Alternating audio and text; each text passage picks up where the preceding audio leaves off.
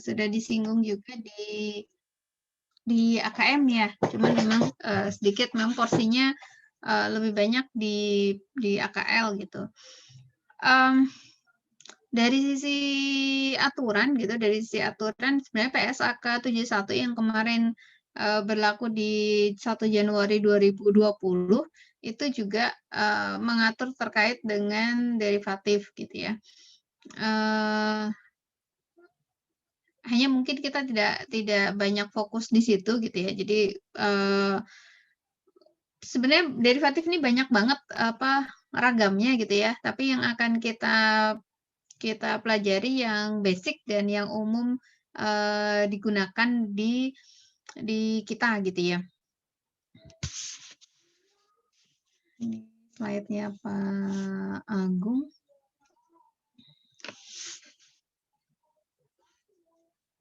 Ya, boleh deh.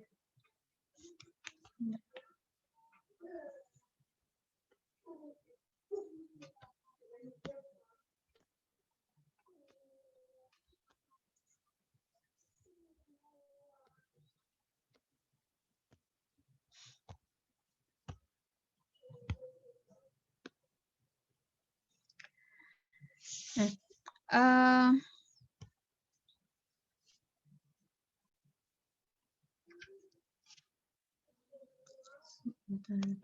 salah lagi.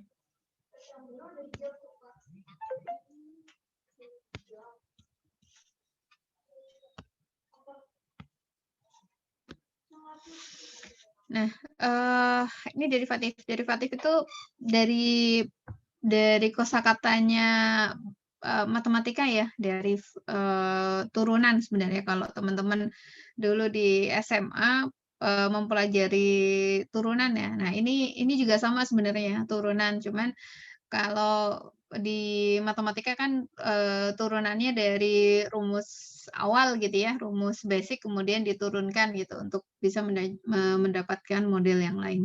Nah, derivatif dari sisi accounting ini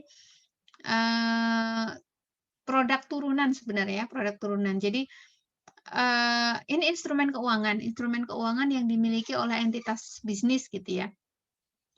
Instrumen keuangan ini baru bisa muncul atau baru bisa ada kalau kita punya produk utama. Jadi kalau kita tidak punya produk utama, maka kita tidak bisa atau yang nggak berguna gitu ya, mempunyai derivatif ini gitu ya, mempunyai produk turunan ini gitu. Sehingga yang jadi pendasar nilai dari derivatif ini adalah nilai dari produk utamanya gitu ya. Jadi kalau kita punya punya saham gitu ya, punya saham, nah kita baru bisa punya derivatifnya, bisa option gitu ya, call option, put option gitu ya, untuk membeli saham atau untuk menjual saham gitu ya.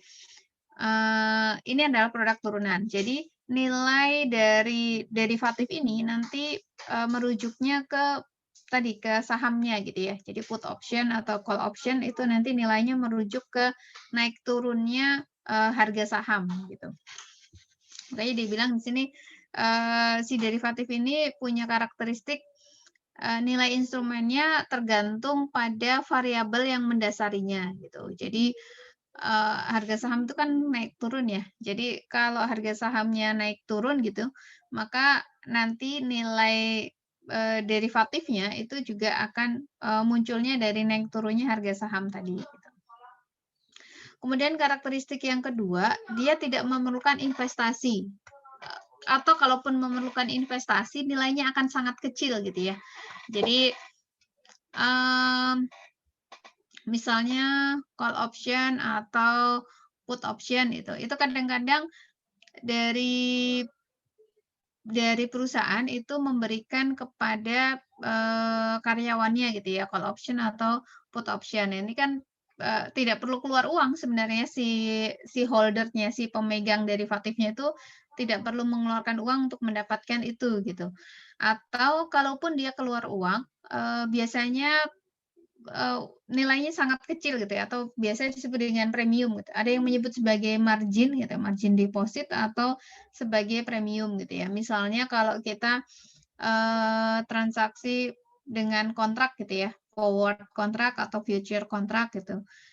Itu, kita akan, mengeluarkan investasi payment di awal gitu ya, untuk, nilai forward kontrak atau future kontraknya gitu. Tapi itu nilainya biasanya kecil dibandingkan dengan produk utamanya, gitu. Kemudian yang menjadikan dia itu, eee derivatif gitu ya, ini karena ada selisih waktu gitu ya, ada selisih waktu antara, transaksi kita beli beli derivatif sekarang dengan nanti eksekusinya. Eksekusinya itu akan dilaksanakan di masa yang akan datang. Nah, atas atas selisih waktu ini nanti kita akan mencatat adanya gain or loss. Kayak saham tadi ya, saham itu karena kita beli sahamnya, sekarang harga sahamnya 100 gitu ya, tapi nggak tahu nanti di 3 bulan lagi apakah harga sahamnya itu bisa jadi 120 atau bisa menjadi 90. Nah, seiring berjalannya waktu itu, nanti si derivatif ini akan mencatat adanya naik turunnya nilai saham tersebut gitu ya, dia akan mencatat adanya gain or loss gitu ya. Jadi, karakteristik yang utama dia memang akan diselesaikan pada masa yang akan datang. Kegunaan dari derivatif ini ada 2. Yang pertama itu spekulasi, yang kedua itu hedging. Spekulasi ini karena memang tadi ya, kita bermain dengan time value of money, kita bermain dengan sebuah ketidakpastian, kita bermain dengan resiko gitu ya. Jadi kalau, saya punya punya saham sekarang tadi nilainya harganya 100 gitu ya, tapi saya punya keinginan nih atau punya estimasi, nanti 3 bulan lagi saham saya itu akan menjadi 120. Maka, untuk, eee, menjamin gitu ya bahwa nanti, eee, nilai saham itu, 120 saya bisa menjual saham dengan harga 120, maka saya menggunakan derivatif gitu ya.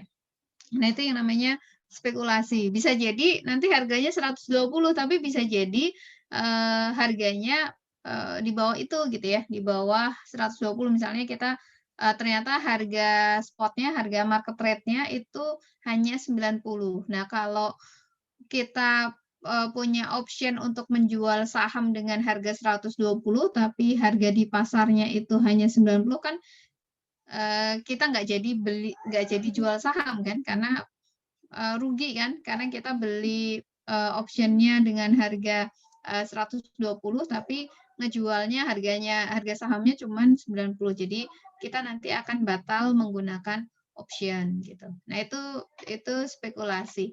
Ada juga yang digunakan sebagai hedging. Jadi, sebagai lindung nilai ya. Kalau spekulasi itu dia lebih kepada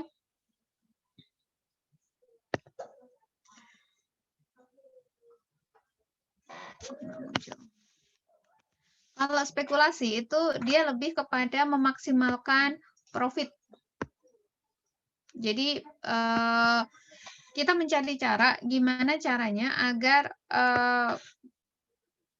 instrumen atau, aset yang kita miliki itu nanti bisa, mendapatkan profit yang tinggi. Nah, profit yang tinggi ini biasanya akan diikuti dengan, eee, resiko resiko yang tinggi pula gitu ya. Nah, ini makanya tadi, bisa jadi harganya 120 tapi bisa jadi harganya jadi 90 kita malah rugi gitu. Nah, ini yang dimaksud dengan spekulasi. Berbeda dengan hedging. Kalau hedging itu tujuan utamanya itu adalah meminimalkan resiko. Meminimalkan resiko. Jadi misalnya, eee saya punya punya emas misalnya, saya punya emas, kemudian, saya nggak pengen nih emas itu nanti, di, setahun yang akan datang atau jangka pendek ya 3 bulan yang akan datang emas itu harganya, turun gitu ya. Maka kita melindungi nilai dari emas yang kita miliki itu dengan hedging tadi gitu. Jadi, ini tujuannya berkebalikan ya, untuk derivatif ini. Kalau spekulasi itu, memaksimalkan profit, kalau hedging itu tujuannya adalah untuk, meminimalkan, resiko gitu ya. Nah, nanti kalau di PSAK sendiri gitu, itu nanti ada aturannya, eee, suatu instrumen keuangan itu akan dicatat sebagai hedging kalau dia memenuhi syarat-syaratnya gitu ya. Misalnya kalau kan tujuannya untuk meminimalkan resiko. Kalau resikonya itu kalau dia ternyata, eee, di kenyataannya itu mendapatkan untung yang tinggi gitu ya, maka dia tidak lagi menjadi, hedging, dia akan dicatat sebagai transaksi derivatif yang, biasa gitu ya.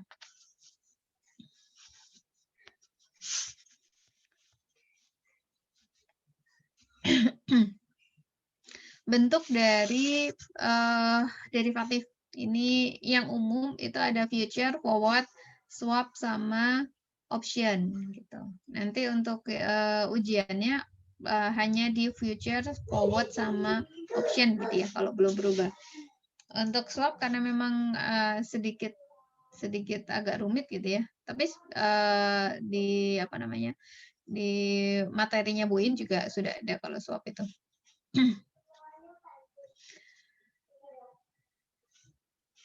Ini option. Option itu, kontrak atau perjanjian yang memberikan hak bukan kewajiban kepada pemiliknya untuk membeli atau menjual suatu item tertentu.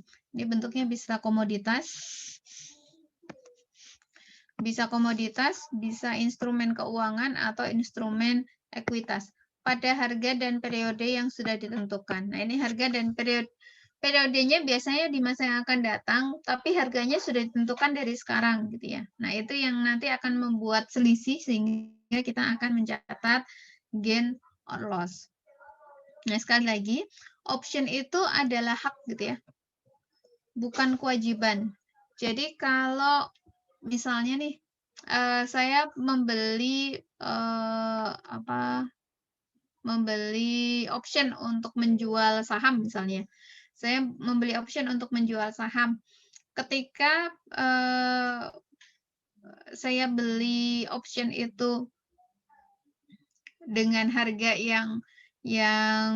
dengan harga 100 misalnya ya, harga sahamnya itu, ternyata 90, kan saya jadi tidak ingin menjual saham saya karena saya beli dengan harga yang lebih mahal tapi menjual dengan harga yang lebih murah. Ini rugi nanti saya gitu. Jadi, saya bisa tidak menggunakan option, makanya itu disebut sebagai hak bukan kewajiban gitu ya, karena bentuknya dia, bukan sesuatu yang, harus dilaksanakan gitu ya. Tapi bagi penjual option, jadi misalnya perusahaan itu ya, bagi penjual option, ketika si si holdernya option ini, itu nanti mengexercise itu, tadi kalau saya mau jual gitu ya, dia harus mengikuti gitu ya, harus memenuhi, eee, harga apa namanya, harga saham di pasar, berapa, nah itu ngikutin harga option yang sudah disampaikan tadi, gitu. Kemudian bentuk yang kedua itu forward atau future contract. Berbeda dengan option, forward atau future contract itu bentuknya adalah, sama-sama kesepakatan gitu ya, sama-sama kesepakatan, tapi, forward atau future contract ini bentuknya kewajiban. Jadi, dua orang yang bersepakat gitu ya untuk forward atau future contract ini, nanti harus melaksanakan apa yang sudah disepakati di awal. Baik itu menjual atau membeli harga, kuantitas, dan tanggal yang sudah ditentukan. Jadi ini tidak bisa menghindar gitu. Sementara yang ketiga swap. Swap itu perjanjian dua pihak yang berlawanan untuk menukar pembayaran berkala. Nah, ini biasanya pinjaman ya, swap itu. Jadi saya pengen misalnya saya pengen ketika saya meminjam dengan floating rate, saya pengen nanti bayar bunganya itu fix gitu ya. Saya bayar bunganya fix. Maka nanti saya harus mencari rekan gitu ya. Kalau swap, saya harus mencari rekan yang mau bertukar gitu ya, bertukar pembayaran. Jadi yang tadinya saya floating, saya nanti akan bayar secara fix, kemudian rekan saya yang akan membayar secara floating gitu ya. Karena ini biasanya sih dua-duanya sama-sama diuntungkan gitu ya. Diuntungkan dalam arti tercapai tujuan dia. Kalau misalnya saya mau pembayarannya fix gitu ya, karena saya mau mengamankan cash flow saya gitu ya. Saya maunya cash flow saya itu keluar setiap periode sebesar sekian gitu ya. Nggak mau beresiko nanti naik apa turun gitu ya. Kalau turun nggak masalah ya, tapi kalau naik kan bermasalah gitu. Tapi saya nggak mau bermasalah dengan kenaikan pembayaran. Makanya saya bertukar dengan orang lain gitu ya, yang mau membayar untuk floating gitu ya. Nah, itu swap. Future sama forward tadi bentuknya sama ya. Dua-duanya perjanjian kontrak antara dua orang gitu ya, untuk membeli atau menjual suatu komoditas atau mata uang asing gitu ya, mata uang asing. Ya, biasanya itu ya, komoditas itu kan bisa minyak, emas, tembaga dan sebagainya gitu. Nah, yang membedakan antara future dengan forward gitu ya.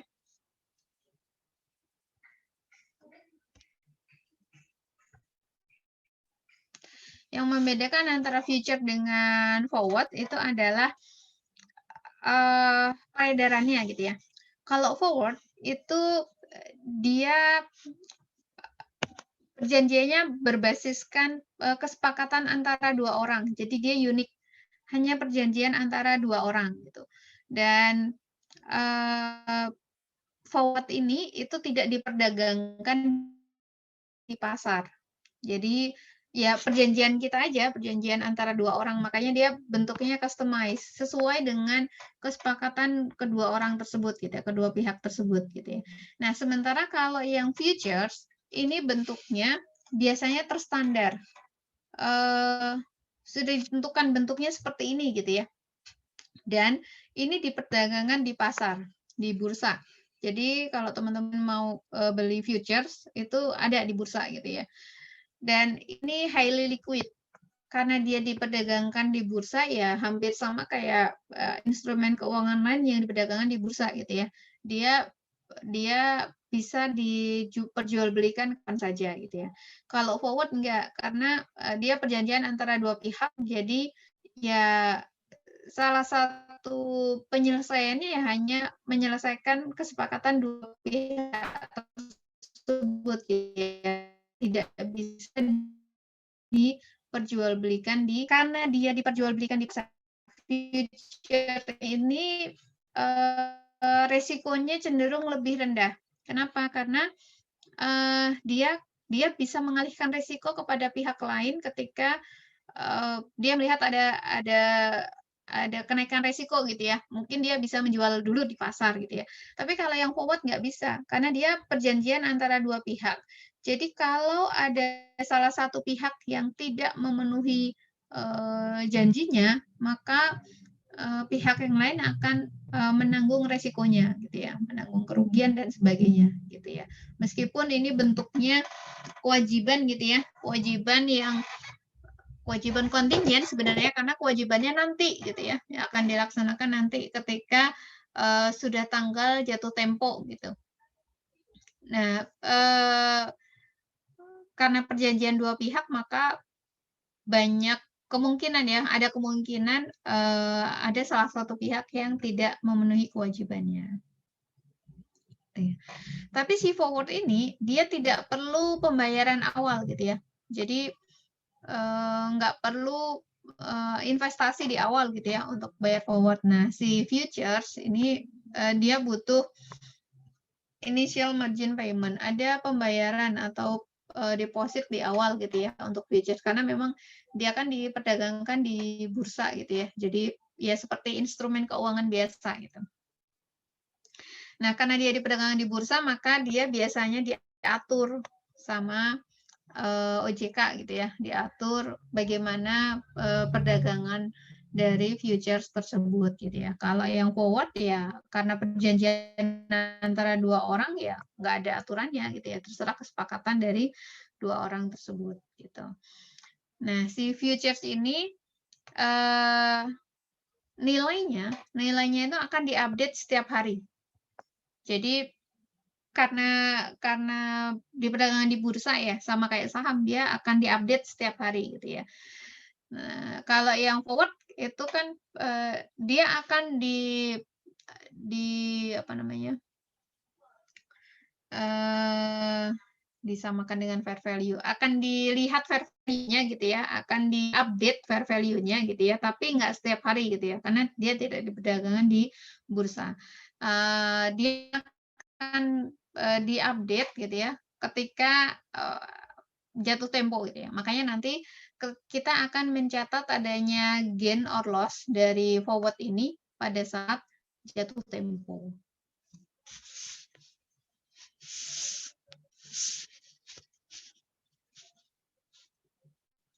Ya. Bagaimana akuntansi untuk derivatif? Defaultnya derivatif itu surat berharga yang diperdagangkan gitu ya, trading securities. Jadi karena dia trading securities maka penilaiannya itu berdasarkan fair value. Jadi kalau ada laba atau rugi dari derivatif tadi, maka dia akan dicatat sebagai laba atau rugi pada laporan laba rugi tahun berjalan gitu ya. Jadi tidak masuk di komprehensif tapi masuk di laba rugi tahun berjalan. Nah, ini forward kontrak tadi. Karena forward kontrak itu tidak diupdate setiap hari gitu ya, maka kita harus menentukan fair value dari forward kontrak. Nah, fair value dari forward kontrak itu ditentukan dengan rumus ini. Ya. Ada jumlah nosional. Nosional itu nilai yang menjadi aset pendasarnya gitu ya. Jadi misalnya forward-nya itu kita akan membeli 100 gram emas misalnya ya. 100 on emas misalnya. Nah, jumlah nosionalnya itu adalah nilai dari 100 ons emas gitu ya. Nah, nanti kita akan mengalihkan dengan current forward rate dan kontrak rate, kemudian dibagi dengan time value of money. Ini time value of money ya. Kita akan memperhitungkan perjalanan waktunya gitu ya.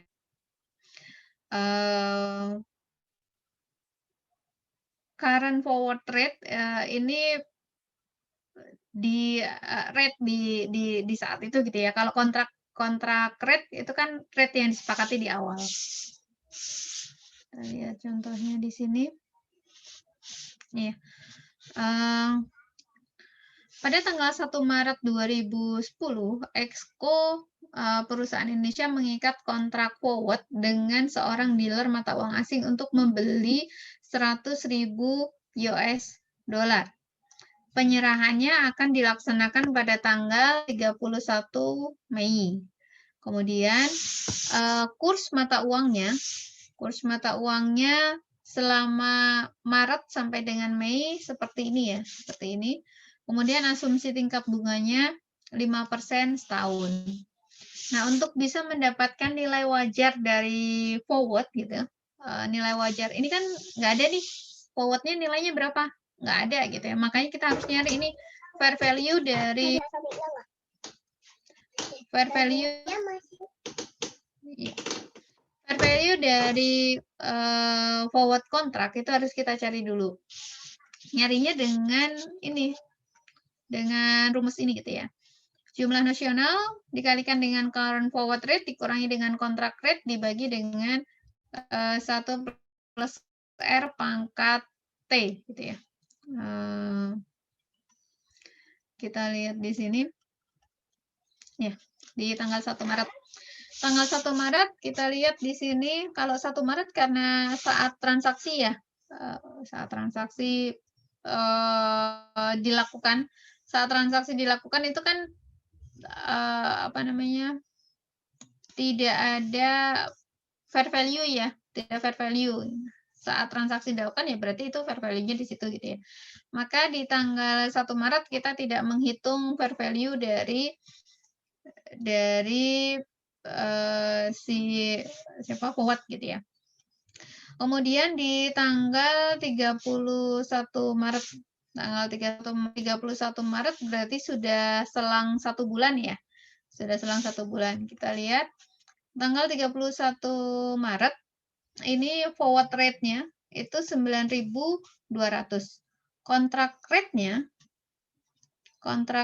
kan 9.000 ya. Nih, kontrak forward rate-nya itu 9.000. Salah muncul. Oh iya. Harusnya dimunculkan di awal ya. Nggak muncul dia.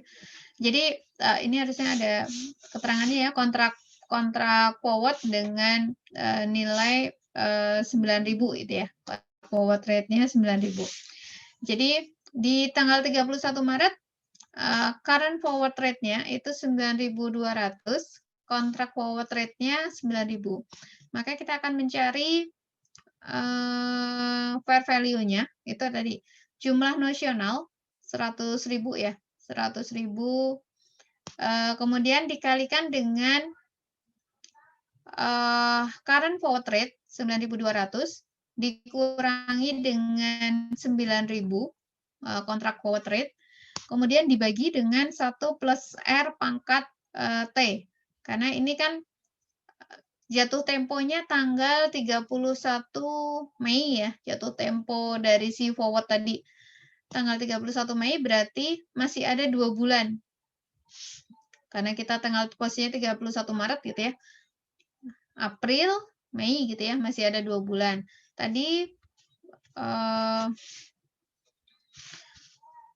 rate-nya 5%, 5% 1 tahun gitu ya. Kalau kita hitungannya per bulan dibagi 12. Maka di tanggal 31 Maret ini 1 plus R pangkat T-nya itu adalah sebesar 1 plus karena 5% itu 1 tahun kita bagi 12, 5% dibagi 12 gitu ya.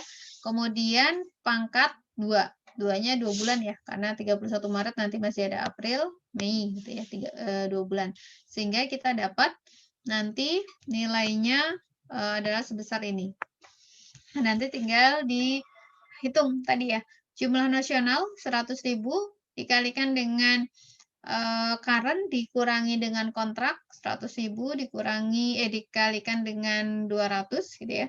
Dibagi dengan 1,008350. Maka kita dapat fair value dari forward-nya itu adalah sebesar 19.834.383. Perubahan fair value-nya adalah sebesar ini gitu ya, berarti. Kemudian tanggal 30 April current forward rate-nya itu menjadi 9.100. Turun ya, yang tadinya 9.200 menjadi 9.100. Maka kita akan mencatat forward rate-nya itu nilainya menjadi 9.958.503. Perubahannya turun dari yang 19.834 dikurangi 9.958 turun sebesar 9.875. Gitu. Kemudian yang tanggal 31 Mei Ini faktornya nggak ada ya, karena kan pangkatnya pangkat 0. Kalau ini pangkat 1, berarti yang di tanggal 31 Mei ini pangkatnya pangkat 0. Jadi kita akan mencatat forward kontraknya itu adalah sebesar 25 juta. Jadi ada perubahan sebesar 15,041497. Gitu.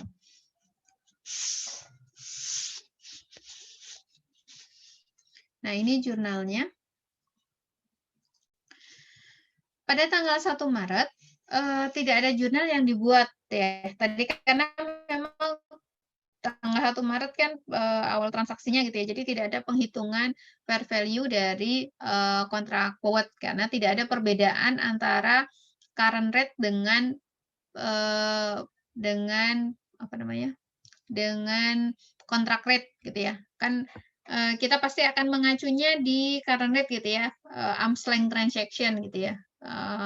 Nilai kontrak rate-nya akan mengacu pada current rate saat itu, sehingga tidak ada perbedaan antara kontrak rate dengan current rate. Kemudian tanggal 31 Maret tadi ya ada perbedaan antara current rate dengan kontrak gitu ya. Ada kenaikan dari forward kontrak gitu ya. Nah, di sini kan tidak ada investasi yang diberikan ketika kita melakukan kontrak terhadap kontrak forward gitu ya. Ketika kita melakukan perikatan itu tidak ada investasi yang kita keluarkan, tidak ada uang yang kita keluarkan. Kita hanya mencatat ketika terjadi perbedaan atau selisih fair value tadi gitu ya. Nah, di sini kan kita catat ada kenaikan fair value yang tadinya apa namanya? Tadinya tidak kita catat gitu ya. Kemudian ada current rate-nya naik menjadi 9.200 sehingga ada kenaikan forward contract sebesar 19.834 gitu ya. Besar ini ya. Kemudian kita mencatatnya sebagai gain on forward contract 19.834. Kemudian yang di tanggal 30 April gitu ya. 30 April ini kan nilai current rate-nya turun. Yang tadinya 9.200 menjadi 9.100 sehingga nilai dari fair value forward kontraknya juga turun. Yang tadinya 19.000 menjadi 9.958. Maka di sini kita akan mencatat adanya loss sebesar 9.875.880 gitu ya. Sebesar selisihnya dari ini dengan fair value yang di tanggal 30 April gitu ya.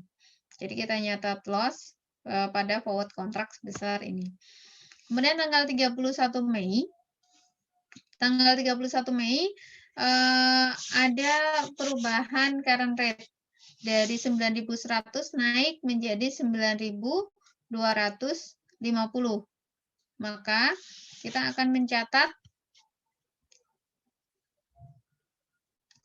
ada kenaikan forward contract yang tadinya 9.958 naik menjadi 25.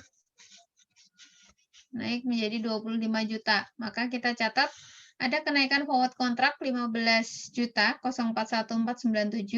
pada gain. Ada tambahan gain ya sebesar 15 sebesar nilai yang sama. Nah, ini pencatatan pencatatan forward kontraknya ya sampai dengan 31 Mei. Nah, tanggal 31 Mei ini nanti kita akan menerima ini 25 juta harusnya. Cash gitu ya. Cash sebesar 25 juta ya. Ini ya, tanggal 31 Mei ini. Sebesar 250 benar ya, 100.000 kali 250, 25 juta. Sebesar 25 juta. Dan kita menghapuskan forward contract gitu ya.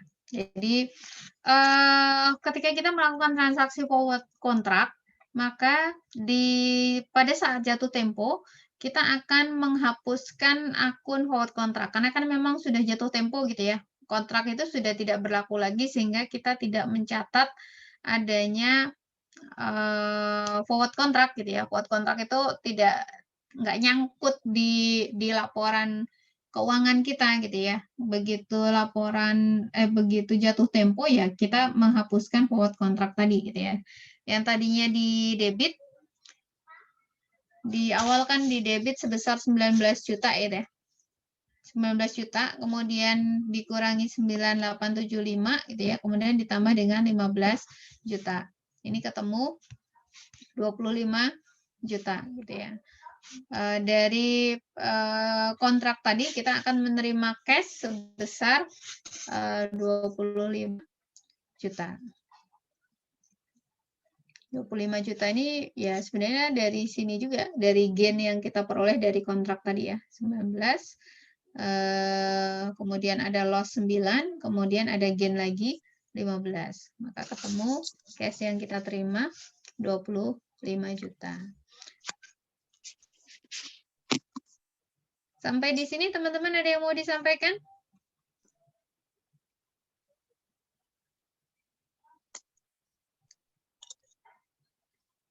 Tidak ada? Baik. Untuk forward contract, jadi ketika kita melakukan perjanjian gitu ya, kan nanti ada net settlement gitu ya, ada settlement, ada eksekusinya gitu ya, eksekusinya. Nah, future sama forward ini ketika mengeksekusi ini nanti bisa menggunakan dua cara gitu ya. Bisa gross settlement atau net settlement. Net settlement. Kalau net settlement ini seperti ini. Jadi kalau net settlement itu kita hanya membayar selisihnya. Jadi tidak ada pertukaran fisik. Jadi seperti ini ya.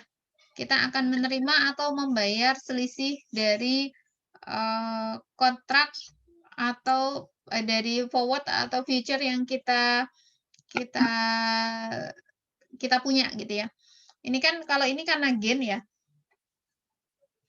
Kita gain di awal 19, kemudian loss, kemudian gain lagi kan pada akhirnya kita dapat gain sebesar 25 juta gitu ya. Maka nanti kita akan menerima cash sebesar 25 juta gitu ya. Kalau loss ya nanti kita akan bayar. Kalau loss tinggal dibalik aja. Misalnya yang di sini loss gitu ya. Di sini gain, kemudian di sini loss gitu ya. Yang di sini loss, maka nanti kita akan forward kontrak pada cash sebesar 25 juta gitu. Nah, itu kalau net settlement gitu ya. Net settlement itu kita cukup membayar atau menerima selisih dari gain atau selisih yang diakibatkan dari gain atau loss tadi gitu ya. Ini yang kita catat. Nah, kalau gross settlement itu diikuti dengan perpindahan fisik gitu ya. Perpindahan fisik dari si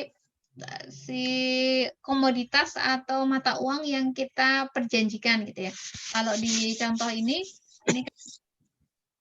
dia ceritanya mau beli mata uang asing gitu ya, mau beli mata uang asing sebesar 100.000 US dollar gitu.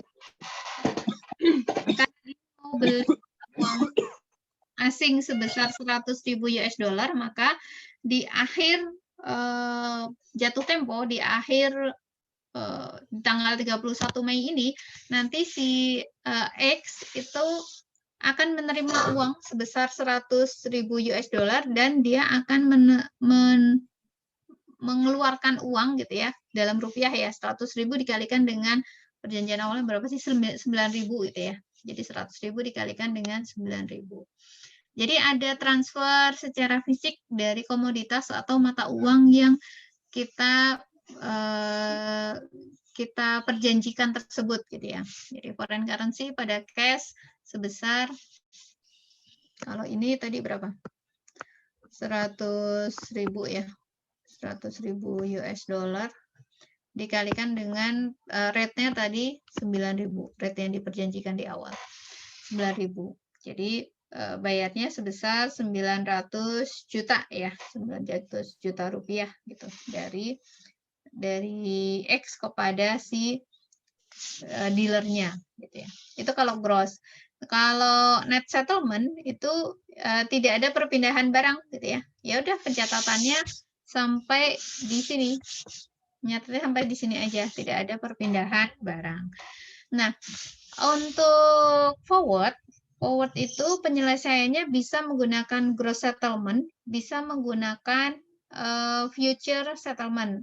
Umumnya sih menggunakan gross ya kalau forward, karena kalau forward itu kan perjanjian antara dua orang gitu ya. Ketahuan nih siapa yang perjanjikan, siapa yang harus memberikan barang, siapa yang harus memberikan uang gitu ya. Maka biasanya kalau forward menggunakan gross settlement. Tapi untuk future itu yang dia gunakan adalah net settlement ini.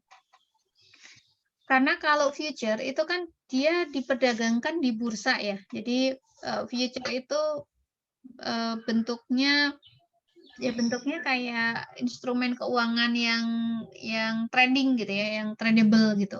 Jadi karena dia di perdagangan di bursa, kita nggak tahu nih yang melakukan perjanjian itu sebenarnya siapa gitu ya. Kita hanya beli derivatifnya saja, kita hanya beli turunannya saja gitu ya. Tapi si derivatif itu kan sebenarnya ada orang yang melakukan perjanjian gitu ya. Awalnya ada orang melakukan perjanjian, kemudian muncul derivatifnya future tadi gitu ya. Kemudian future itu diperdagangkan di pasar gitu ya, di bursa. Muterlah kan ke banyak orang gitu. Sehingga kita nggak tahu nih siapa yang memperjanjikan di awal gitu ya. Nah, yang perjanjian di awal itulah yang nanti akan bertukar barang sebenarnya gitu ya. Karena future ini kita nggak tahu siapa yang memperjanjikan barang dan kita hanya beli instrumen keuangannya gitu, maka tidak bisa menggunakan gross settlement. Jadi yang bisa adalah menggunakan net settlement. Jadi dia hanya mencatat sampai di sini aja gitu ya, mencatat selisihnya aja. Gitu. Itu untuk forward.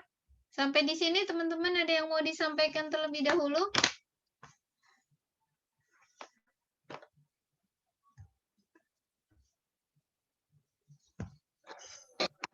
Izin bertanya, Bu. Ya, monggo. Kalau misalkan persentasenya nggak diketahui, cara menghitungnya nanti gimana, Bu? Nilai suku bunga ya? Iya, iya Bu, suku bunganya nggak diketahui. Yang kalau di sini 5% ya. Nih ya, asumsi tingkat bunganya.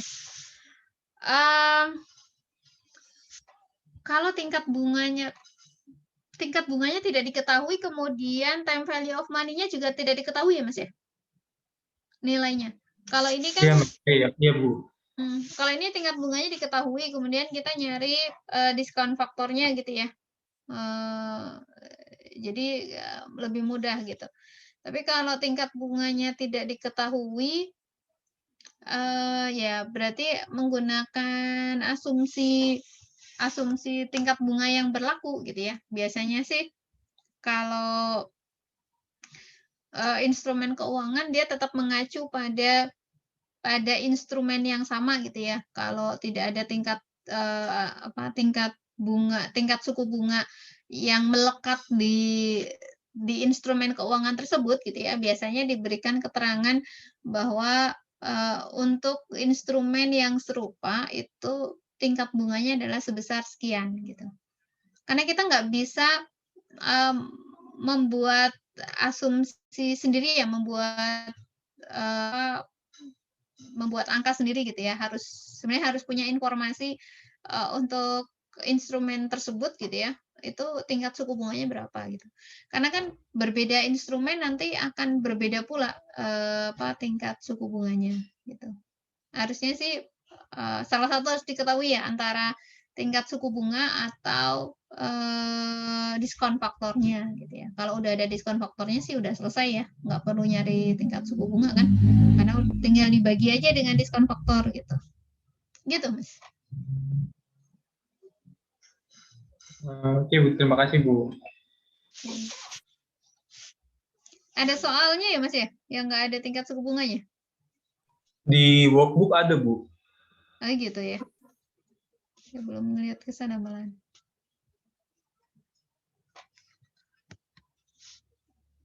Ada keterangan lain nggak Mas di situ? Nggak ada Bu. Nggak ada ya? Oh Nggak ada. iya, berarti harus membuat asumsi sendiri kalau seperti itu ya. Oke, baik. Ada lagi teman-teman yang lain? Tidak ada? Baik. Kalau tidak ada, kita lanjut untuk future contract. Tadi forward ya. Kalau sekarang future.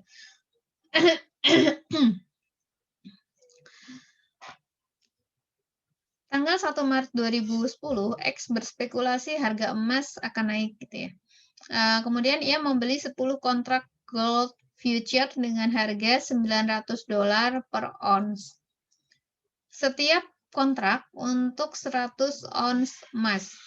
Tanggal jatuh tempo kontrak 31 Mei. Depositnya 10% dari jumlah nosional. Kemudian per 31 Maret 2010 ini bukan harga emas ya sebenarnya, harga future-nya ya. Harga kontrak future-nya naik menjadi $950 per ounce. Nah, future ini karena tadi ya, dia bentuknya diperdagangkan di bursa gitu ya. Jadi ketika kita bicara future, nanti bisa ada opsi apakah dia akan tidak melanjutkan kontrak gitu ya, atau dia melanjutkan kontrak.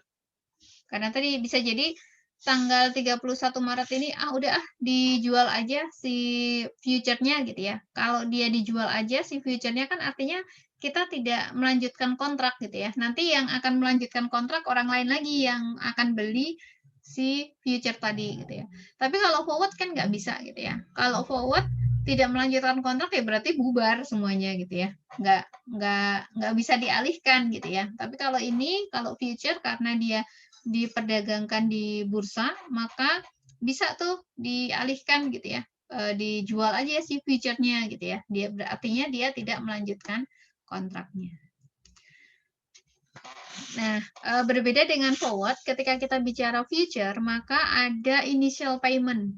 Di sini disebutkan ada deposit sebesar 10% dari jumlah nosional. Berarti kita akan bayar duluan nih, beli future kontraknya adalah sebesar 10% dikalikan dengan 900 per on dikalikan dengan 100 ya. Jadi kita akan membayar di awal sebesar 90.000 ya. 10% dikalikan dengan 900 ons gitu ya. 900 per ons dikalikan dengan 100 temu 90.000. Kalikan dengan benar ya. 10% dari 100 ons. 100 on itu kali 900 ya, benar.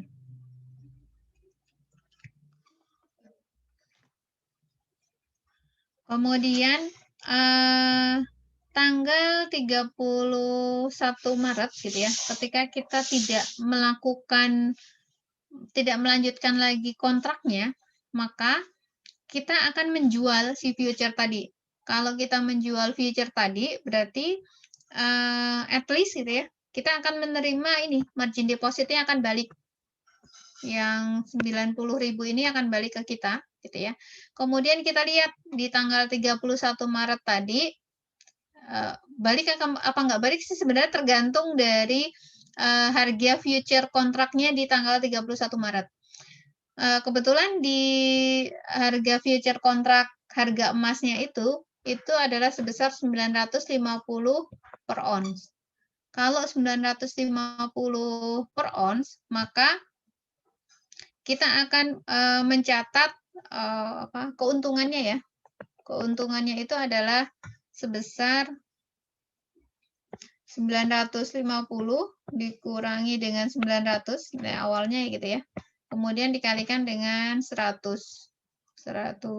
on gitu ya. 100 ons, maka kita akan dapat sebesar 50.000 ya. 50.000. Nah, cash yang kita terima dari hasil menjual future tadi itu adalah sebesar tadi margin depositnya yang kita dapat, kemudian kita dapat gain sebesar 50 tadi gitu ya. Jadi kita dapat cash-nya sebesar 140.000 gitu. Kalau ternyata kita tetap ingin melanjutkan kontraknya, kalau kita tetap melanjutkan kontraknya ya kita nggak terima cash. Yang kita catat hanya gain dari future kontraknya sebesar 50.000 dan future kontraknya adalah sebesar 50.000. Kalau dilanjutkan. Nah, kalau dilanjutkan di tanggal 31 Mei saat settlement gitu ya, saat jatuh tempo, harga emasnya menjadi 960 per ons. Kalau 960 per on, maka kita akan dapat gain sebesar 10.000. Ada kenaikan ya dari 960 ke 900 dari 950 ke 960. Ada selisih sebesar 10 gitu ya. Maka kita akan mencatat future kontraknya 10.000 pada gain sebesar 10.000. Nah, nanti di tanggal 31 Mei ketika settlement gitu ya, kita akan menghapus future kontrak. Future kontraknya kan berarti sudah selesai ya, 31 Mei sudah kita exercise. Future kontraknya akan kita kreditkan sebesar 60.000 gitu ya. Kemudian kita dapat margin depositnya sebesar 90.000 tadi yang kita depositkan di awal 90.000. Kemudian future kontraknya adalah sebesar 60.000. Maka kita terima cash sebesar 150.000 gitu. Nah, sebenarnya kalau future gitu ya, karena dia market to market daily gitu. Jadi dia sebenarnya akan diupdate setiap hari gitu ya. Jadi ini cara apa ya? Cara simpelnya gitu. Kalau mau nyatet ya sebenarnya tiap hari ada perubahan, kita akan mencatat adanya gain or loss dari future kontrak itu setiap hari. Ini aja hanya tanggal 31 Maret dan 31 Mei yang diambil tanggalnya. Tapi kalau di bisnisnya sih setiap hari gitu ya, ada perubahan harga. Nah, ini gain or loss-nya juga dicatat setiap hari. Gitu. Nah, ini kalau future sampai di sini ya, karena dia net settlement gitu. Dia net settlement. Oke, sampai di sini future. Ada yang mau disampaikan, teman-teman?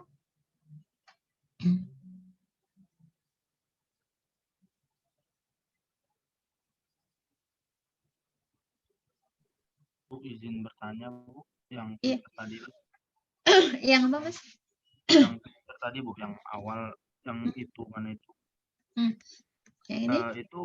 Itu ya, Bu, yang margin depositnya itu dikali 10 lagi ya, Bu. Yang 10% dikali 900 kali 100 itu. Oh, kurang 10 ya? Bentar. 900. Oh iya. Iya, kurang 10, Mas. Ini ada, jadi dia kan ada 10 kontrak ya. Ada 10 kontrak. setiap kontrak itu 100 ons gitu ya. Jadi sebenarnya dia belinya 1000 on ya. 1000 ons dikalikan dengan 900 gitu. Terima kasih Mas. Jadi 1000 ons tapi dibagi ke 10 kontrak. Satu kontraknya 100 ons gitu ya. Dikalikan 10 benar Mas. Ya. Terima kasih Mas Rifki. Baik, Bu. Terima kasih.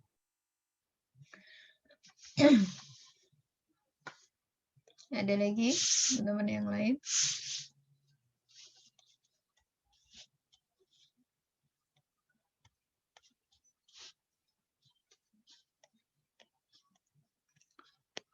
Jika tidak ada, kita masuk di option.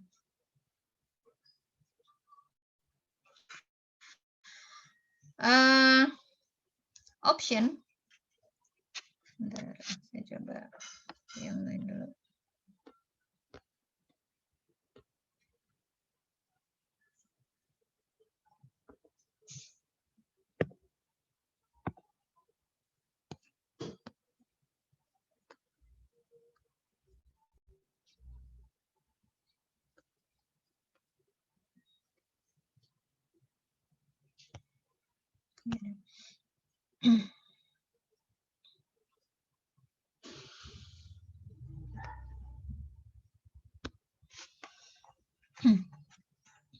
Jadi option itu ada dua ya, ada put option, ada call option gitu ya.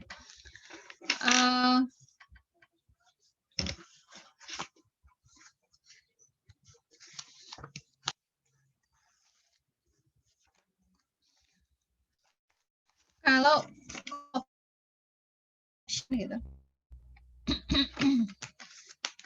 call option itu calling ya, apa namanya, hak untuk membeli, biasanya sih kalau option ini banyak contohnya di saham gitu, meski bisa option ini untuk apa, jual beli komoditas gitu ya. Sama, prinsipnya sama gitu, tapi biasanya dijadikan contoh itu saham. Jadi call option itu hak untuk membeli gitu ya, sementara put option itu hak untuk menjual. Jadi ini contohnya, X berspekulasi atas harga saham Y gitu ya. Harga saham PTY sekarang 20.000 per lembar. Kemudian X membeli opsi jual, put option ya, opsi jual atas 10.000 lembar saham PTY dengan exercise price-nya itu adalah sebesar 18.500 per lembar dengan premium sebesar 1.000 per lembar. Ini harga put option-nya. X juga membeli opsi beli, call option, atas 10.000 lembar saham PTY dengan exercise price-nya itu adalah sebesar 22.000 per lembar dengan premium sebesar 1.000. Kemudian harga pasar saham naik menjadi 25.000 per lembar.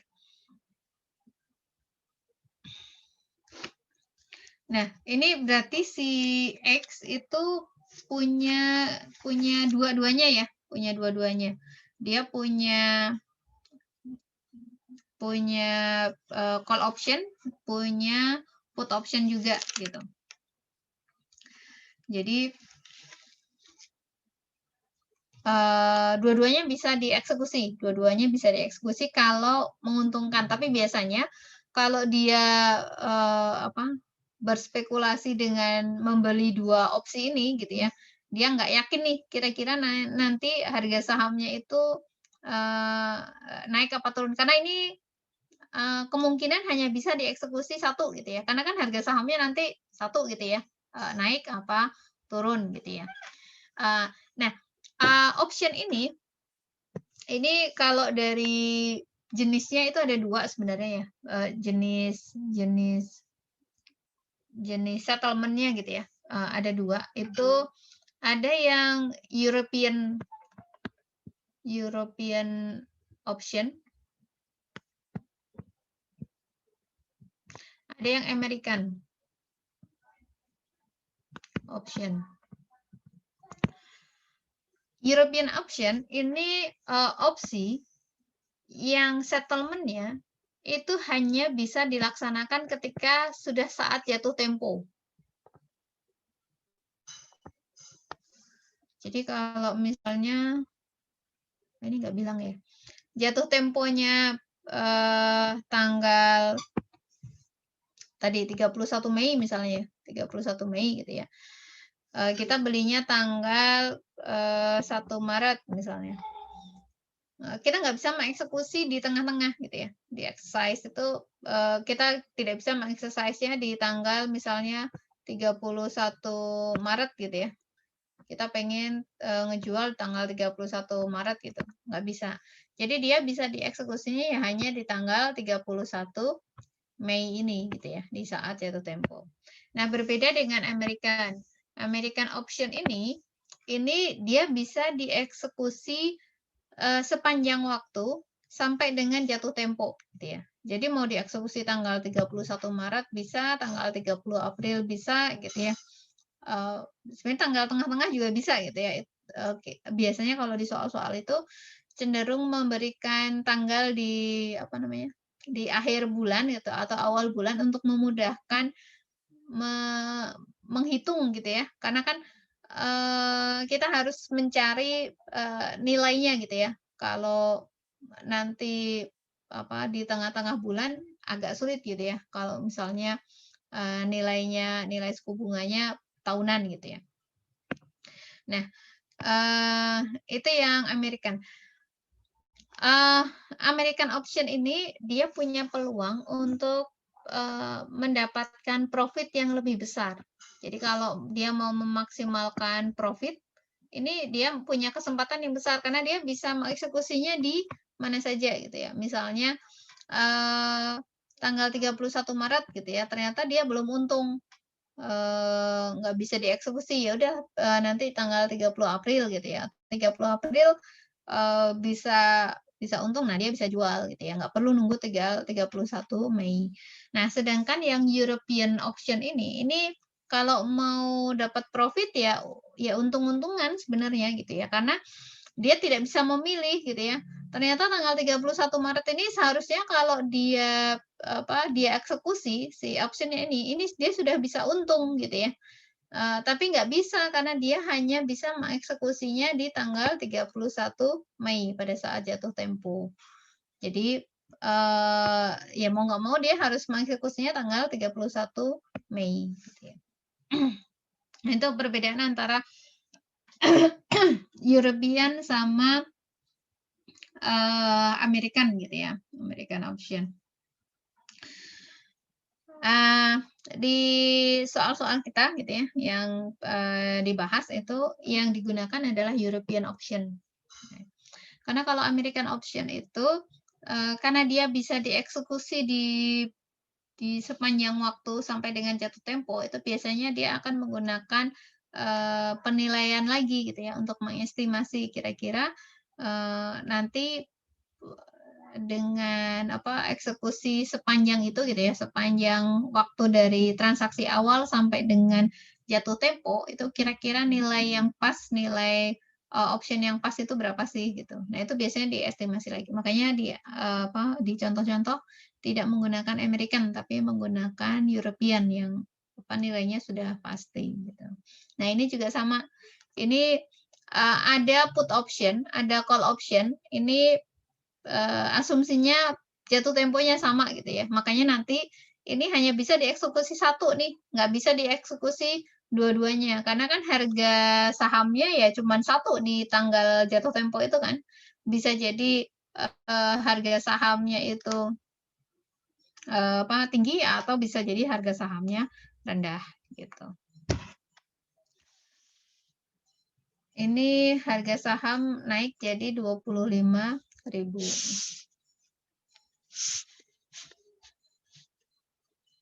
Ya. Ini jurnalnya saat membeli opsi. Jadi ketika kita membeli opsi gitu ya.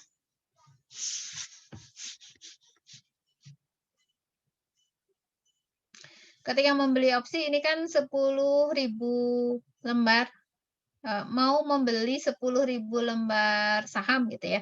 Kalau opsi ya berarti 10.000 lembar opsinya juga gitu ya, opsi. Opsi itu kan ngikutin sahamnya ya, jumlah lembar sahamnya. Jadi dengan premi 1.000 per lembar, maka ketika kita membeli put option maupun call option gitu ya, kita akan membayar masing-masing sebesar 10 juta. Jadi kita akan mengeluarkan cash itu sebesar 20 juta.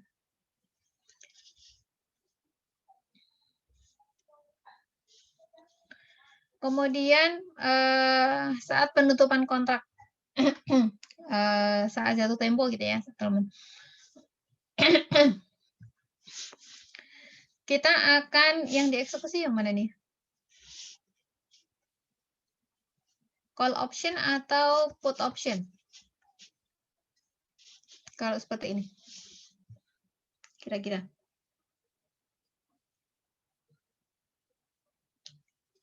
Call option, Bu. Call option. Kenapa call option?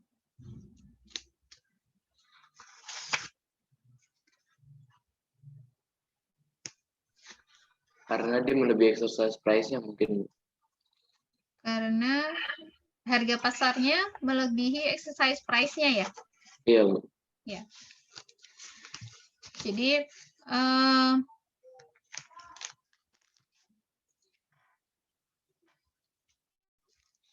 ada ketika kita bicara option gitu ya, kita akan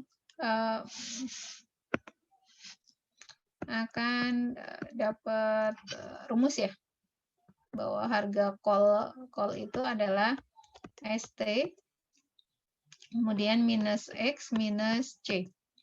ST ini adalah market price. Ini market price. X itu adalah exercise price. Exercise price, kemudian C ini adalah premi gitu ya. Jadi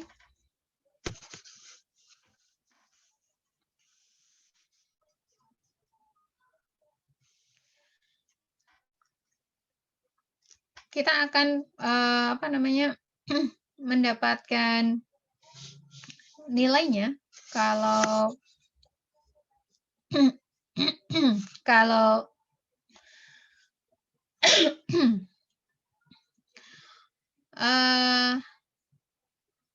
nilai harga pasarnya itu lebih tinggi dibandingkan dengan exercise price-nya gitu ya, maka kita akan dapat laba sebenarnya gitu ya. Kalau ini kan harga pasar sahamnya 25.000 ya. Harga pasar sahamnya 25.000 gitu ya, tapi kita boleh membeli dengan harga 22.000. Ya, ST-nya lebih besar dibandingkan dengan X gitu ya. Jadi 25.000 dibandingkan dengan 22.000 kita masih untung sebesar 3.000 ya. Tapi kalau dikurangkan dengan exercise-nya 1.000 gitu ya. Ini kan berarti 25.000 dikurangi dengan 22.000 dikurangi dengan 1.000. Ini gain-nya ya, keuntungannya itu sebesar 2.000 ya. Besar 2.000 per lembar. Nanti kalau kita beli 10.000 lembar saham ya, total keuntungannya adalah sebesar 20 juta ya. Jadi call option itu akan dieksekusi kalau ST-nya lebih besar dibandingkan dengan X. Sementara kalau put option itu akan dieksekusi kalau X-nya, exercise-nya itu lebih besar dibandingkan dengan harga pasarnya. Gitu ya. Ini karena kita nggak mau jual dong, karena kita belinya aja 20.000 per lembar gitu ya. Tapi ya harga saham saat itu 20.000. Kita belinya 18.500 gitu ya. Exercise kita mau jualnya di harga 18.500. Tapi harga saham saat itu kan 25.000 gitu ya. Ngapain kita pakai option gitu ya? Karena kalau kita pakai option, kita hanya akan bisa menjual saham itu 18.500 per lembar. Udah nggak usah dipakai aja optionnya. Kita pakai jual aja. Kalau mau dijual ya jual aja sebesar 25.000 per lembar. Kalau kita tadinya punya saham dengan harga beli di awal 20.000 kan udah untung sebesar 5.000 gitu ya.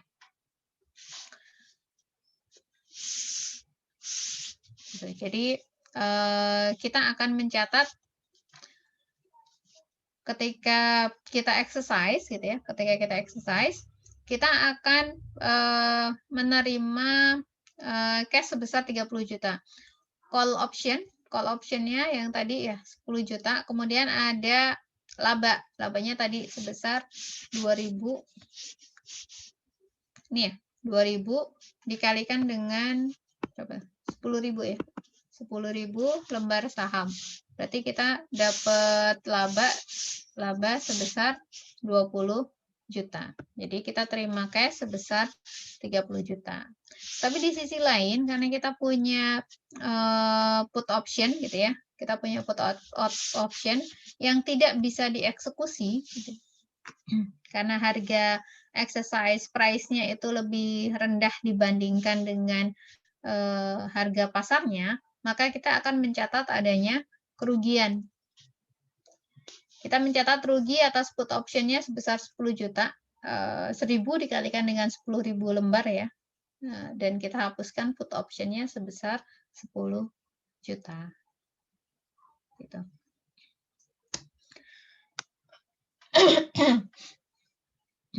Rumus untuk put option juga sama, rumus untuk mencari mencari nilai keuntungan ya, keuntungan dari put option juga sama. Seperti itu. Oke, sampai di sini teman-teman untuk derivatif. Ada yang mau disampaikan?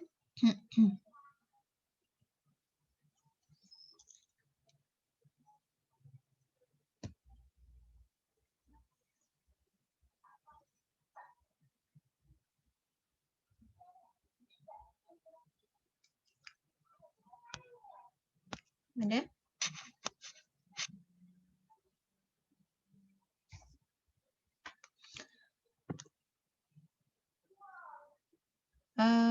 Untuk swap diakhirkan ya. Nanti kalau misalnya masih ada waktu mungkin akan kita bahas gitu ya. Fokus dulu untuk yang diujikan ya, call option, put option, sama forward dan future kontrak. Gitu.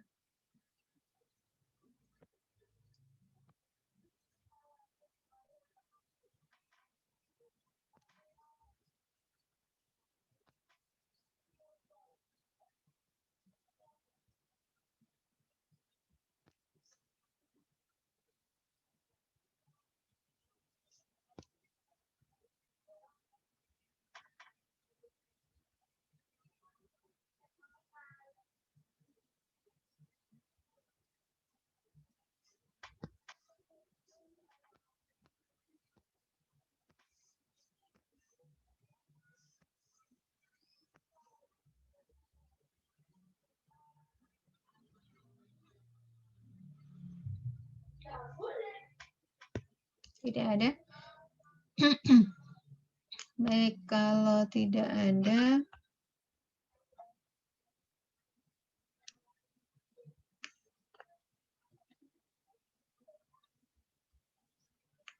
ya, sebelum masuk hedging, mungkin teman-teman bisa ini dulu ya.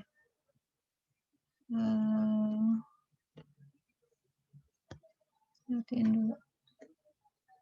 Ini tadi. Derivatif.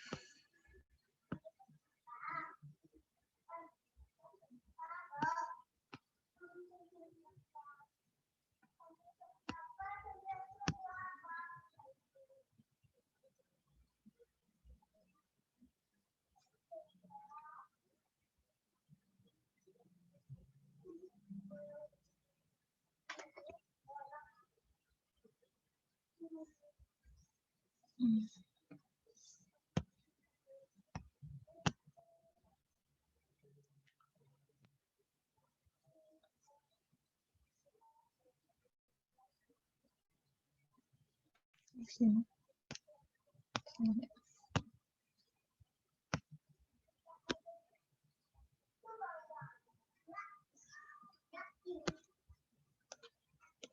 masih yang PDF ya, teman-teman ya?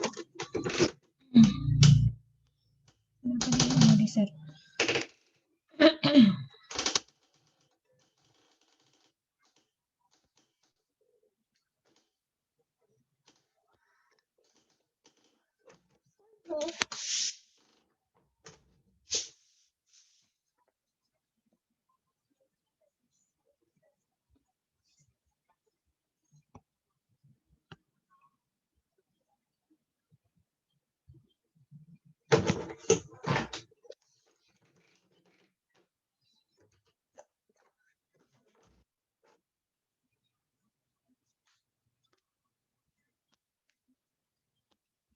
Stop, share screen-nya masih yang PDF tadi ya?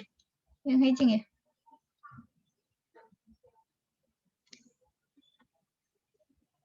Belum Kenapa, Mas? belum muncul share screen-nya, Bu. Oh, belum muncul. Oke.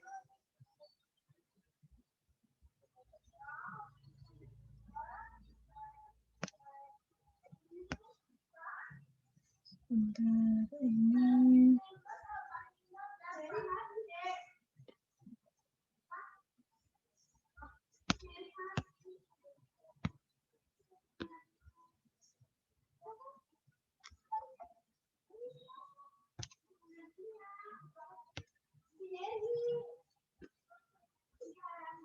Sekarang udah muncul, Mas?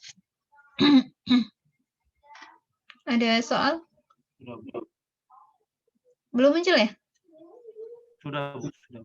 Sudah. Nah, ini teman-teman dikerjakan dulu mungkin untuk 10 atau 15 menit ke depan ya.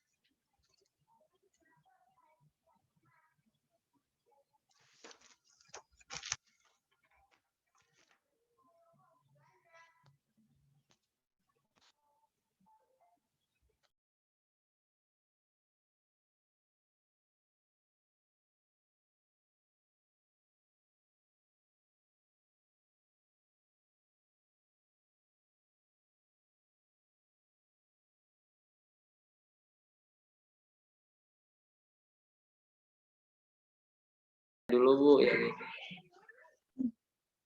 Nah, perhitungannya itu saya ngambil contracted forward rate-nya itu dari yang strike price option itu Bu. Soalnya ini yang apa namanya yang konstan lah Bu. Jadi saya milihnya yang ini. Saya nggak tahu benar atau enggak, cuman kayaknya sih karena dia konstan jadi itu masuk ke contracted forward rate. Nah, terus kalau yang untuk current forward rate-nya itu saya yang forward rate ke 31 Mei. Itu dari 1 April 20.700, 20. Pokoknya saya masukin. Nah, untuk nosional amonnya itu yang ini Bu, jumlah nosionalnya. Nah, yang diskon faktornya ini saya tadi rada-rada itu sih Bu, kurang belum terlalu paham gitu yang pas tadi jelasin. Tapi yang sepengetahuan saya itu diskon faktornya itu yang di awal 1 April itu nggak ada karena dia apa namanya masih awal lah.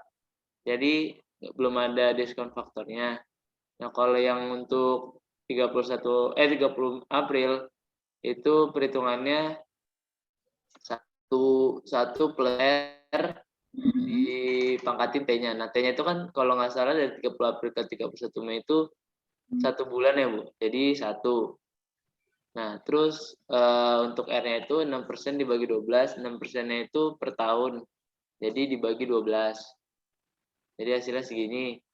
Nah, terus kalau untuk apa namanya yang diskon faktornya ini saya lupa, Bu. Yang ini itu T-nya nggak ada atau fix 1 gitu, Bu. Jadi saya ini sini masih rada-rada lupa sih, Bu. Nah, kalau di sini tuh gimana, Bu? Saya masih bingung, Bu. Disamain kayak tadi atau gimana, Bu? Samain sama yang ini. Yang 1 plus R gitu, dipangkatin T. Itu juga nggak, Bu, di yang 31 Mei? Yang 31 Mei ya. Iya. Menggunakan nilai yang sama ya. Ini menggunakan berapa, Mas? 1 pangkat 0 ya? Iya, satu. Ini kalau satu pangkat 0, coba nih, Bu. Saya itu sih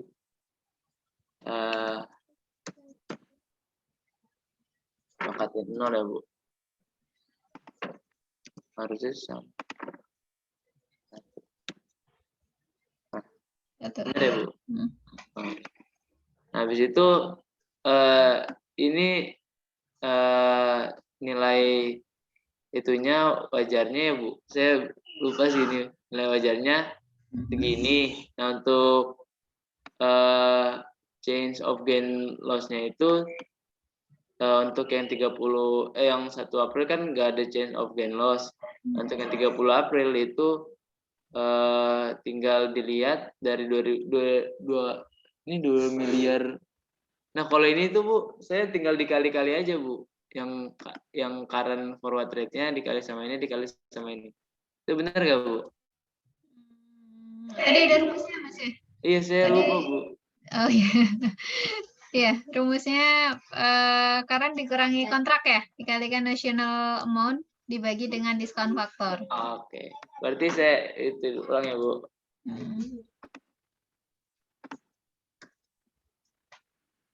Dibagi ya, Bu, sama diskon faktor ya, Bu? Iya.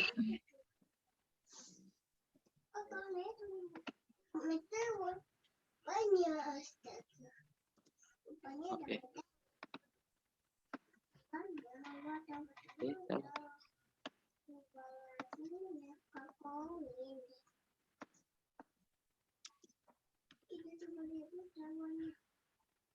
Segini ya, Bu? Nah, segini.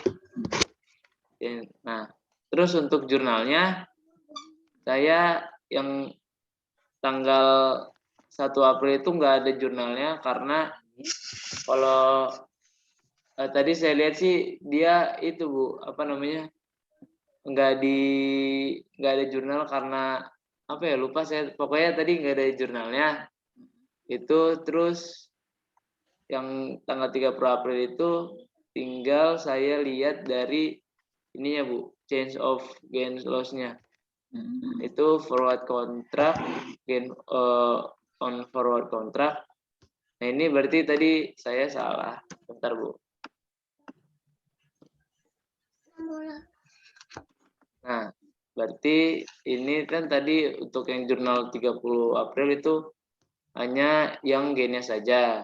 Terus kalau yang untuk jurnal yang 31 Mei itu sebesar ininya sama kita iniin apa sih namanya itu?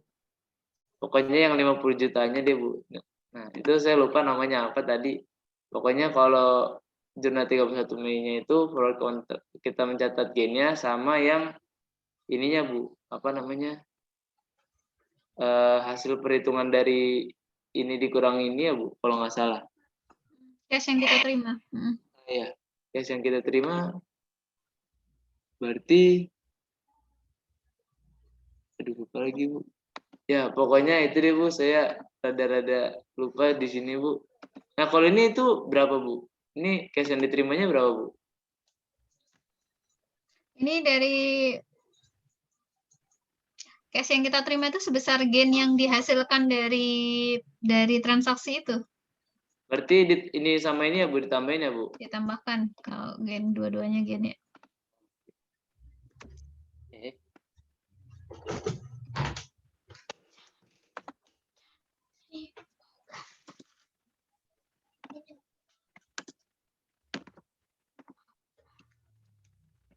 Nah, berarti segini ya, Bu? Ya. Berarti itu aja sih, Bu. Saya baru nyelesain itu aja sih, Bu. Oke, baik. Terima kasih, Mas Gabriel. Mas Gabriel absen 11 ya. Oke. Baik. Dari teman-teman yang lain, ada yang lain nggak? Ada yang berbeda dari Mas Gabriel? Atau ada yang mau meneruskan, melanjutkan? Tadi baru sampai forward ya? Masih ada satu lagi yang option.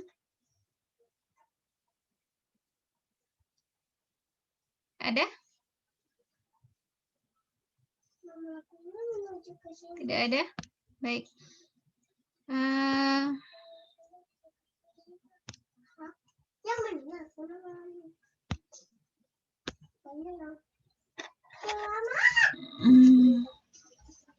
Kenapa munculnya ini? Sebentar.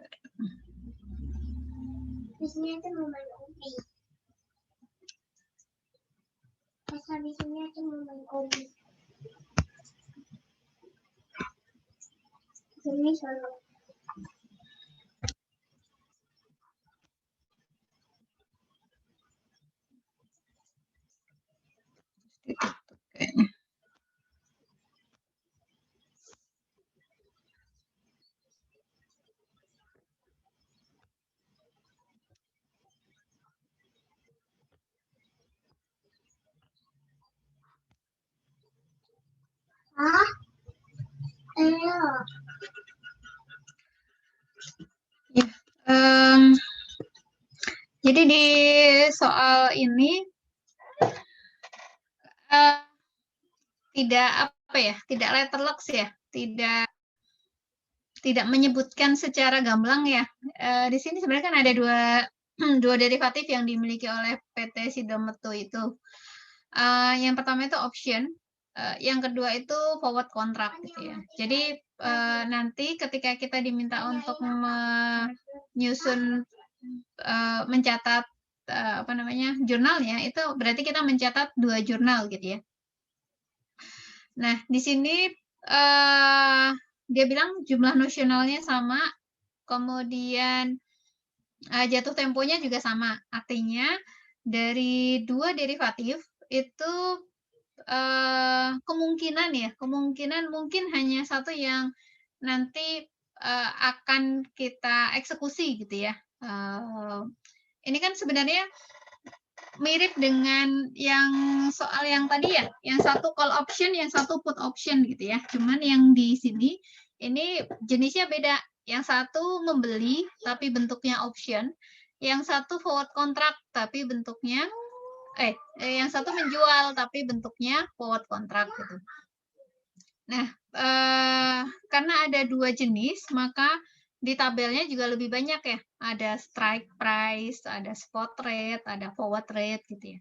Nah, ketika kita bicara forward contract, maka yang akan kita gunakan rate-nya adalah rate forward contract gitu ya. Yang harus dilakukan pertama ketika kita mencatat forward contract, tadi disampaikan Mas Gabriel, kita menghitung dulu berapa sih fair value-nya forward contract, karena memang forward contract itu harus dinilai ya fair value-nya gitu ya, periodik. Kalau future kan tiap hari, kalau forward ya periodik aja per bulan gitu ya. Di sini sampaikan forward rate-nya ke 31 Mei, itu artinya forward rate nanti sampai dengan 31 Mei. Tanggal 1 April itu 20.700, 30 April itu 20.900, dan 31 Mei itu sebesar 21.000. Nah, ini forward rate yang nanti akan kita pergunakan, akan kita hitung gitu ya, untuk mendapatkan fair value-nya. Berarti forward rate ini sama dengan rate yang nanti akan kita gunakan ya. Tadi kalau di tabelnya Mas Gabriel kan ada kontrak rate sama current rate gitu ya. Nah, forward rate yang jalan dari 1 April, 30 April, 31 Mei itu adalah current rate. Jadi kalau di tabelnya Mas Gabriel tadi 20.700, 20.900 dan 21.000. Nah, kemudian mana yang akan kita jadikan sebagai kontrak rate? Kontrak rate itu adalah nilai forward rate yang berada di tanggal 1 April gitu ya. Jadi kontrak rate itu nilainya adalah sebesar 20.700 dan itu sama sepanjang waktu ya, karena itu kan kontraknya ya, tanggal 1 April 20.700, 30 April 20.700, 31 Mei 20.700. Nanti tinggal diselisihkan dengan current rate dengan yang 20.900 dengan yang 21.000. Nanti akan ketemu. Ini ya. Jadi di tanggal 1 April forward rate-nya ini kontrak rate ya 20.700. Kemudian current rate-nya 20.700 karena tidak ada selisih ya, tidak ada perbedaan fair value karena memang tanggal transaksi 1 April gitu ya. Maka kita tidak mendapatkan fair value-nya. Kemudian pada tanggal 30 April, ketika current rate-nya naik menjadi 20.900 gitu ya, 20.900, maka kita mendapati fair value-nya itu adalah sebesar 19.949. Dan ketika tanggal 31 Mei, current rate-nya naik lagi sebesar 21.000 ya, maka ini menjadi 30 juta. Karena ini forward rate itu kan berbeda dengan option ya. Kalau option itu kan kita bisa tidak mengeksekusi gitu ya. Kalau forward rate ini kan semacam kewajiban lah ya, harus dieksekusi gitu ya. Nah, maka nanti kita akan, ini kan forward-nya tadi disuruh apa? Forward-nya untuk menjual ya, menjual mata uang pound sterling, menjual mata uang pound sterling. Ketika kita menjual mata uang pound sterling pada tanggal 30 April, kita jual dengan harga 20.900. 31 Mei dengan harga 21.000. Padahal kontrak kita itu kita ngejual dengan harga 20.700. Ini kan berarti kita rugi ya. Kita rugi kalau kita menggunakan, karena kita menggunakan forward rate ya. Padahal kalau di luar kita sebenarnya bisa beli gitu ya. Bisa jual pound sterling tadi dengan harga 20.900. Karena kita menggunakan forward, maka kita hanya bisa jual dengan harga 20.700 gitu ya. Maka di tanggal 30 April ini yang kita catat itu adalah kerugian. Karena kita ngejual dengan harga yang lebih rendah. Harusnya bisa dijual dengan harga 20.900, tapi kita hanya ngejual dengan harga 20.700. Makanya kita akan mencatat adanya loss on forward. Kemudian tanggal 31 Mei juga sama, karena current rate-nya naik lagi gitu ya. Kita juga akan mencatat adanya kerugian sebesar 10.099.502. Maka nanti ketika eksekusi di tanggal jatuh tempo tanggal 31 Mei, kita akan mengeluarkan uang ya, karena transaksi forward tadi sebesar 30 juta ya. Kemudian forward kontraknya karena sudah berakhir, maka kita tutup account-nya, karena di sini kredit, di sini debit sebesar 30 juta. Gitu. Itu untuk forward kontraknya. Sampai di sini teman-teman ada yang mau disampaikan?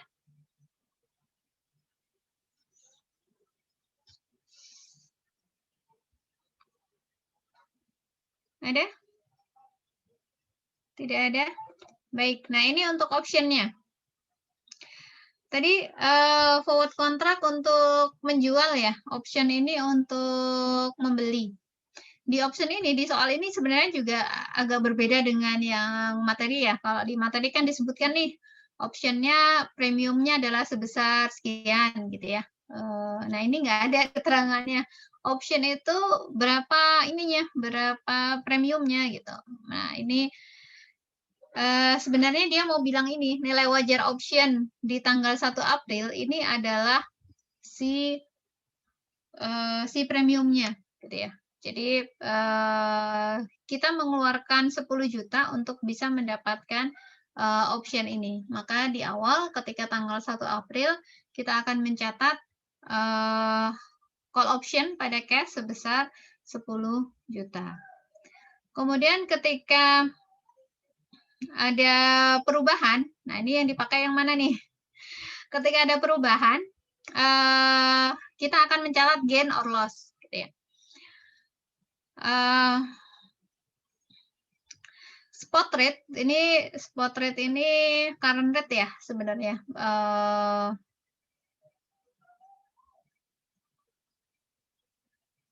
Ya, current rate gitu ya. Strike price ini sebenarnya apa namanya? Kontrak rate ya. Harga option. Makanya ini di sini tetap ya. Dari 1 April, 30 April, dan 31 Mei. Harganya sebesar 20.500.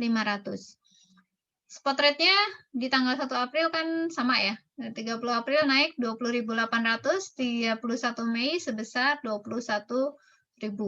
Maka di tanggal 30 April kita akan mencatat ini option itu untuk membeli ya.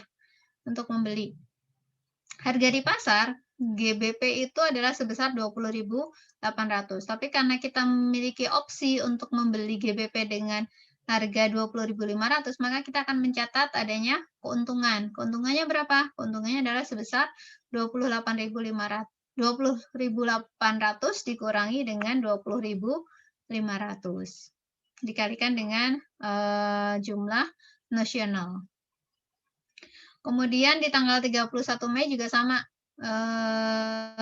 Kita mendapatkan keuntungan ya, karena harganya adalah sebesar 21.000 gitu ya. Tinggal diselisihkan dengan yang sebelumnya sudah kita catat.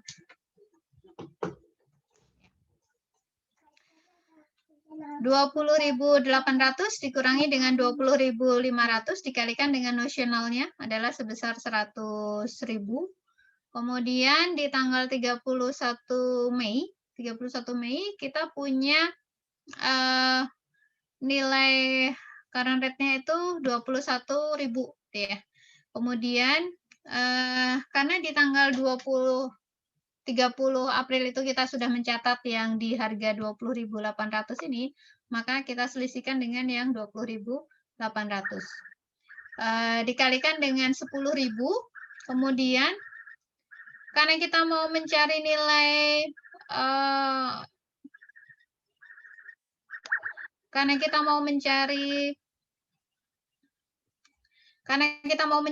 nilai gain-nya, maka kita selisihkan dengan premium di awal. Kita kan bayar premium sebesar 10 juta ya. Nah, ini sebenarnya gain-nya kan 21 dikurangi 2.800 kalikan 100.000 gitu ya. Tapi gain totalnya itu diselisihkan dengan premium yang kita bayar di awal 10 juta. Maka kita dapat gain option-nya adalah sebesar 10 juta gitu ya. 21.200 dikurang 21.000 dikurangi 800 kan 200 ya. Kurangi dengan dikalikan 100 dikurangi dengan 10 juta. 20 juta dikurangi dengan 10 juta. Kemudian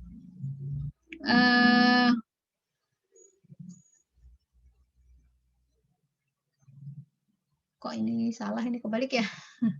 Gain-nya enggak sih? 21.000 dikurangi 20.800 berapa? 200 ya. 200 dikalikan dengan 100.000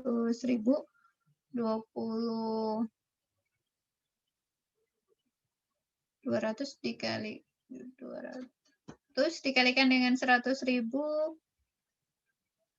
20 juta ya? 20 juta dikurangi 10 juta. Iya, 10 juta. Kemudian gain-nya, gain option-nya gitu ya. Gain option-nya. Kita sudah nyatat 30 juta ya. Sudah nyatat 30 juta. Kemudian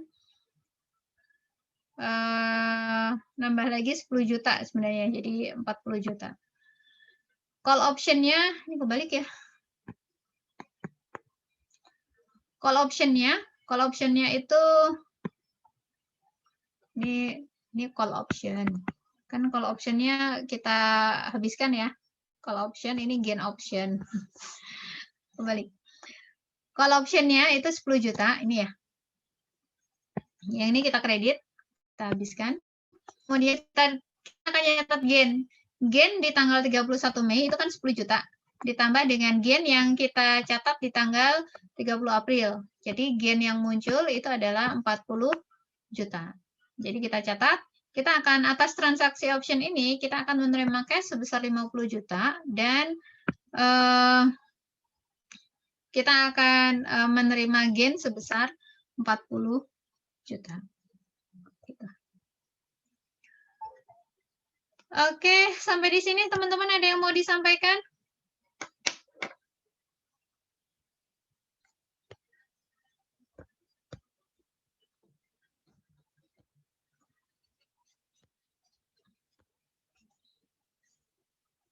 Ada? Tidak ada? Baik, tidak ada. Baik, jika tidak ada, untuk hari ini saya cukupkan sekian. Untuk accounting, ya kita bahas di pekan depan ya. Mudah-mudahan bisa bisa kesampaian. Baik, kalau tidak ada lagi dari saya untuk hari ini saya cukupkan sekian. Kita ketemu lagi di pekan yang akan datang. Selamat pagi. Assalamualaikum warahmatullahi wabarakatuh. Waalaikumsalam. Waalaikumsalam warahmatullahi wabarakatuh. Terima kasih, Bu. Terima kasih banyak, Bu.